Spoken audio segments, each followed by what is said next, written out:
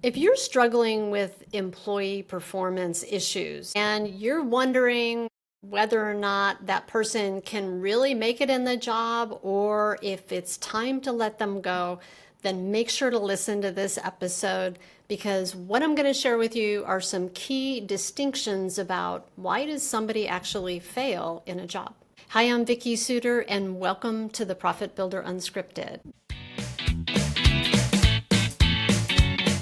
This week, as I started my conversation with my client, Eric, he started telling me about this employee who works for him, this guy's worked for him for a really long time. And he said, this guy is really good at what he does. And he's very smart and he's very skilled. And I really respect and appreciate how good he is at what he does. But he is really pushing back on us right now, and he's not following through, and he's not doing what he says he's going to do. And people don't want to, like the people who work for him don't want to go talk to him. They're going around him, coming and talking to me. And I said, have you told him, like, have you sat down and had a conversation with him? And he said, yeah, like I've had numerous conversations with him telling him you need to do this and you need to do that and you need to make sure to give people answers when they come and talk to you. Or I've told him that people don't want to come to him, that they're coming to me. That's a problem. He needs to do something different. And I said, well, let's talk about the fundamental reasons why somebody fails in a job. And there's 4 primary reasons why somebody doesn't do their job or is unsuccessful at their job. I said, first of all, sometimes it's just a lack of skill or competence, right? They do not have the skill, they don't have the ability, they don't have the training. They just lack competence in that particular function or even maybe in the entire job, right? Sometimes we put people in positions because we really like them, but then they don't have the skills that they need to do the job. I said, the second reason is sometimes capacity. So where somebody just has so much that they have to do, and there's so many things demanded on them that they just don't have the time to get to it. Now, what's interesting is what I found over the years is that oftentimes people who lack capacity are also people who lack competence. In other words, they're really kind of flailing and struggling to get the job done, and they're not efficient at how they do it because they're not skilled at what they're doing. But not always. Sometimes we put people in positions and we give them way too much to do, and they just don't have the capacity to do everything we've asked them. The third reason is lack of desire.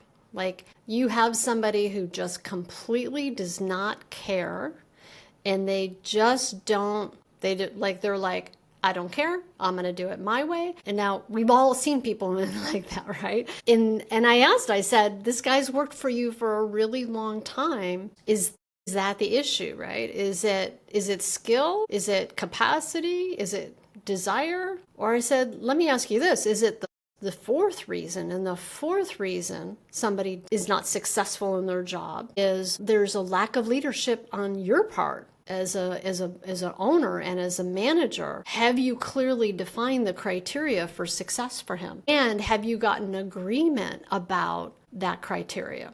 And I said, let's talk about each one of them. I said, so when you think about this guy, I said, first of all, does he have the skill set? And he said, well, he's really smart. He's really good. Like we promoted him into the level, like to be the head of the shop and to be the shop foreman because he's so good and he's so skilled. And so, yes, like he is so good at what he does. And I said, oh, great. You made him a shop foreman. I said, has he ever managed people before? And they were like, yeah, like, well, he's had to like oversee what other people do. And I said, but you just described that you have people who don't want to talk to him. And he's like, yeah, people don't want to talk to him. I'm like, well, why? What's going on with that? And he said, well, he's super he gets really frustrated with people. He makes them feel really stupid because they don't, like he thinks that they should know. And I said, oh, yeah, I've seen that. Like where you hire somebody, you promote somebody into a new position as a leader and they're a really good technician, right? And then you make them a leader, and now you don't understand why they're not good leaders. I said, have you trained him? Does he have the competence? Does he have the skill to be a manager and a leader? And they were like, well, we tell him what to do. And I said, it could be that what you need to do is put him through some training. Put him through some leadership training that will really help him understand how to be a good leader, how to understand that not everybody is going to do it the way he does it. And that really what's critical in his role is that part of his role is developing people. That if everyone was as good as he was as a technician, they'd all be doing his job, but they're not. And the reason they're not is they don't possess that same skill and competence that he does. And that part of his new role right now is that his role is to be that person to help develop the rest of the people, to be the person that they answer to. And what was great is he was like, the light bulb started going off. And I said, well, let's talk about that fourth reason for a second. Have you defined the criteria for success for this foreman, this shop foreman, and let him know what it means to be in this position? Do you have a position agreement with him that defines what the criteria for success is? And I said, and if he's a manager, one of those things critically should be part of your success of being successful and being accomplished in this job is that you help other people reach their goals and be successful in their job. That the people who work for you are successful. And they were like, yeah, like we've kind of done it. And I was like, so tell me what kind of done it means. And they said, well, we've sat down and we've talked about it. I said, so is it in writing? No. So you haven't had them sign it then either? No. So you don't have an agreement. If it's not in writing, and he hasn't agreed to it, and he hasn't signed it, then it's not an agreement that you and he have, and you haven't provided the clarity that he needs to understand his role changed. It's just not that he has more responsibility because he has more skill and experience. And that part of your job as a leader, part of our jobs as leaders, is that if we want to help people be really successful in their jobs, we need to define the criteria for what being successful means. And that means having it in writing, and that we literally get verbal agreement as well as a written agreement, kind of like a contract with a client, right? It's really, in a lot of ways, no different. And that just like contracts with clients, right? As a contractor, that the ones that are the most successful are the ones that are really clearly defined. What is the results that we're after, right? What am I promising to do? When am I going to do it? What's it going to cost, right? Like all of those things that are in contracts that you have with client, the specifications, the detail, the final result that you're going to produce in your contracts with your clients. That the clearer that is, the easier it is for both of you to be able to be successful in that relationship.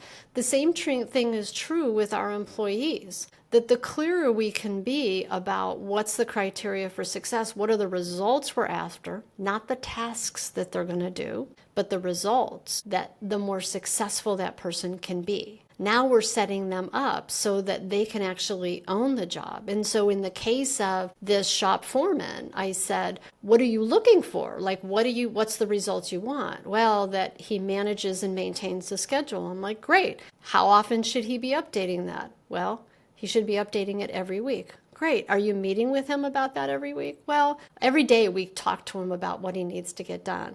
I'm like, well, you're still micromanaging him. Have you actually gotten it so that once a week he knows that he has to have the schedule board updated that says what's going to happen for the next week that he and everybody else in the shop can see? Well, no, we're still kind of doing that. I'm like, okay, he might need training in it, right?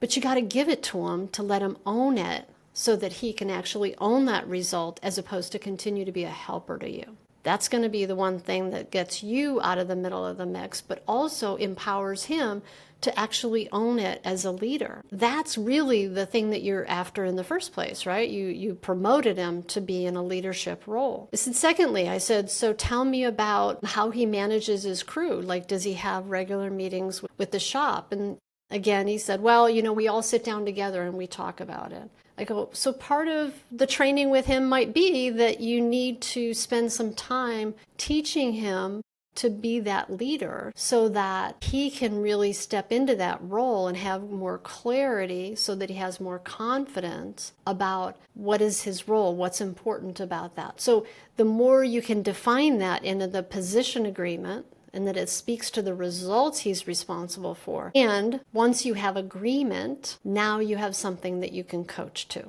Because if you don't have agreement, if it's not written, somebody hasn't signed it, it's just like trying to manage a client who hasn't signed an agreement with you or getting them to write a check or make a payment to you. It's a little bit tough, right? So, and I don't mean this in a negative way, or the intent behind it is our jobs as leaders is to really help our teams be able to be successful. And the best way to help our employees and our teams be successful is to clearly define what's the criteria for success with them. And the other thing I explained to him, and this guy has been in this position for, I don't know, about 4 months. The final thing I said is, listen, you, Eric, really want to make sure that you understand this is a long game when you put somebody in a new position. You know, I shared with him my experience, and some of my podcasts I've talked about this. I put somebody in a different position in my organization about 1.5 years ago, and it's been a journey. I promoted her to being in a more leadership role. And Dorothy and I have had lots of great conversations over this time about what does that look like, and like how do you manage other people, and how do you take responsibility for the big picture, and what are those results you're accountable for versus all of the tasks. And it's been a learning for me to remember that and to continue to remember that my job as a leader it's a constant process of coaching and aligning until the next level has been reached, and then the next level. And I think it's so important for us as leaders that when we are developing people, to remember that it's not a one and done thing, that not like we should micromanage them, right? But that when we have a clear criteria that we've defined as to what that position is, and we have position agreements in place, then our job is to keep aligned with what are those results, and are you on track with them, and make sure that we have a system for managing those results with them, like the example of the weekly meetings. So I hope you find this helpful. Maybe you're hearing some nuggets in here, and maybe you're hearing something in here that can help you and starting to shift some things about how you're leading people and how you think about it. And maybe consider for yourself, if you have somebody who is not being successful in a job, what of those 4 things is it? Is it that they lack competence, they lack capacity, they lack desire, or do they lack leadership direction? Do they lack that clarity from you about what are the results they're after, as opposed to just being a helper and focusing on tasks? If you want to learn more about this, if you want some other tools and resources that can help you really embody this learning, I have a course called the Build Your Dream Team course that is all about helping you develop those position agreements with people, understand how to define what are the important help you define what are those really critical deliverables for a position. There's actually over 24 pre-written position agreements in there specific to the construction industry that you get as included in it. And included in it is also how do you get that buy-in and agreement with your employees? And then also there's a couple sections that are just about, hey, how do you stay in front of it? How do you make sure that, all right, we've defined the criteria for success.